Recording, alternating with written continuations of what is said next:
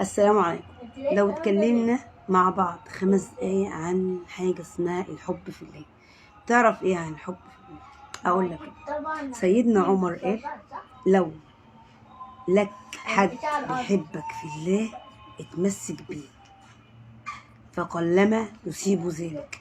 يعني من النادر انك تلاقي عملة نظيفة وشخصية نظيفة زي اللي بيحبك في الله.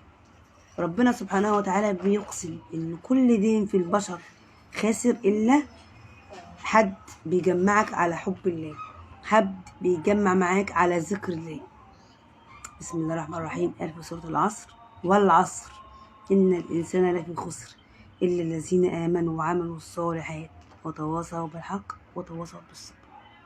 وكمان ربنا قال في الحديث القدسي: وجبت محبتي لمين يا رب؟ للمتحابين فيه، للمتجالسين فيه، للمتبادلين فيه.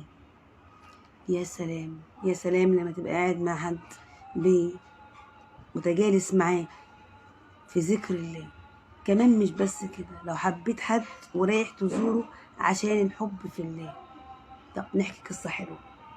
كان في راجل رايح يزور أخ ليه في قرية تانية، وربنا نزل له الملك وبيسأله، يعني اللي بيسأله ده الملك، بيقول له ايه؟ بيقول له: انت رايح للراجل، انت رايح فين او اين تريد؟ فالراجل بيقول له: اريد اخ لي في القرية دي، جاي ازوره عشان هو مريض. فالملك بيقول له، هو قال له اريد اخ لي في القرية دي. فالملك بيسأله بيقول له ايه؟ بيقول له: طب انت ليك عنده حاجة؟ ليك عنده فلوس؟ واخد منك حاجة؟ فالراجل قال له: لا، ده انا جاي ازوره عشان انا بحبه في الله لانه مريض. شفتوا الجمال؟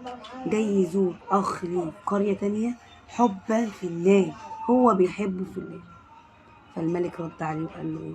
قال له: ربنا بعتني رسول من عنده ليك وبيقول لك ان ربنا بيحبك.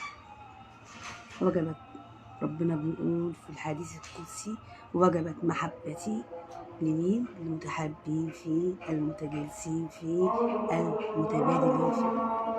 السلام عليكم.